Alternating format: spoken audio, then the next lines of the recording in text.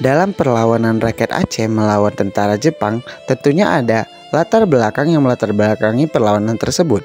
Hal yang melatar belakangi perlawanan rakyat Aceh terhadap Jepang pada tanggal 10 November 1942 adalah tindakan sewenang-wenang dan tidak bermoral tentara Jepang terhadap rakyat Aceh.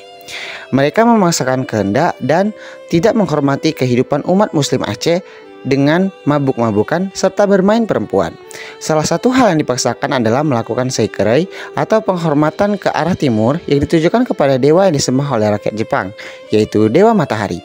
Oleh Teuku Abdul Jalil, Jepang disebut telah mengubah kiblat umat muslim sehingga terjadilah perlawanan yang didukung oleh rakyat Aceh pada saat itu. Selanjutnya adalah perlawanan rakyat Aceh. Perlawanan rakyat Aceh terhadap pemerintahan militer Jepang sangatlah masif. Terjadi pada tahun 1942 sampai 1945. Hal ini ditandai dengan pemberontakan pertama yang terjadi antara rakyat Aceh dengan pemerintahan Jepang di Desa Bayu, Lok Seumawe pada tanggal 10 November 1942. Perlawanan antara rakyat Aceh terhadap pemerintahan militer Jepang ini didasari karena rakyat Aceh sebagai pemeluk teguh ajaran Islam tidak menerima tingkah laku orang Jepang yang berbuat maksiat, antara lain mabuk-mabukan, bermain wanita, dan sebagainya. Bahkan Tengku Abdul Jalil mengeluarkan fakta bahwa orang Jepang adalah kafir majusi dan untuk Belanda sebagai kafir kitabi. Menurut Tengku Abdul Jalil, kafir majusi lebih berbahaya daripada kafir kitabi. Akhirnya pada tanggal 10 November 1942, pemberontakan pertama pecah. Perang Bayu berkecamuk dahsyat dan banyak korban jatuh dari rakyat Aceh sendiri dan pihak tentara Jepang. Perang Bayu terjadi selama 3 hari. Dalam peristiwa ini, Tengku Abdul Jalil gugur. Pasca berakhirnya Perang Bayu dan tentara Jepang berhasil menumpaskan rakyat Aceh, ketegangan semakin panas.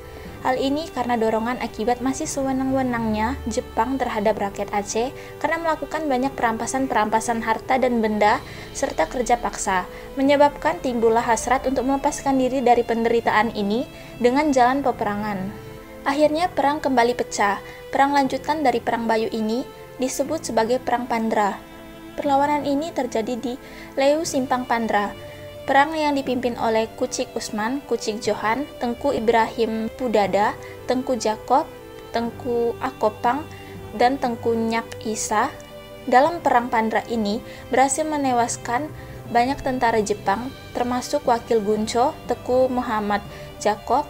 Dalam penyerbuan ini tercatat 200 serdadu Jepang tewas. Tempuran sengit terjadi di berbagai daerah di Aceh. Salah satu pertempuran terbesar adalah Perang Bayu di Cot Plieng, Aceh Utara pada November 1942. Di bawah pimpinan Tengku Abdul Jalil, rakyat Aceh dengan gagah berani melawan pasukan Jepang. Pertempuran ini memakan korban jiwa dari kedua belah pihak. Tengku Abdul Jalil sendiri gugur dalam pertempuran ini. Meskipun Tengku Abdul Jalil gugur, perlawanan rakyat Aceh tak padam. Di bawah pimpinan Tengku Muhammad Hasan Trungkale, perlawanan rakyat Aceh terus berlanjut. Pada tahun 1943, Tengku Muhammad Hasan Trungkale mendirikan organisasi Gerakan Aceh Merdeka atau GAM. Puncak perlawanan rakyat Aceh terjadi pada tahun 1945. Pada bulan Maret 1945, rakyat Aceh berhasil merebut Lok Seumawe dari tangan Jepang.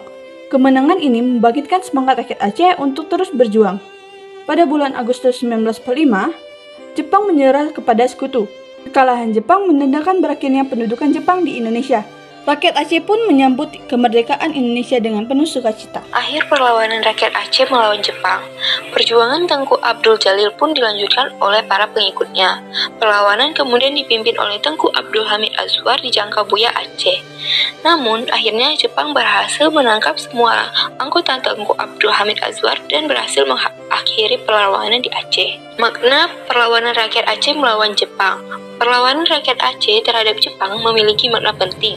Perlawanan ini menunjukkan semangat juang rakyat Aceh yang tinggi dalam mempertahankan kemerdekaan. Perlawanan ini juga menjadi bukti bahwa rakyat Aceh tidak tunduk pada penjajah.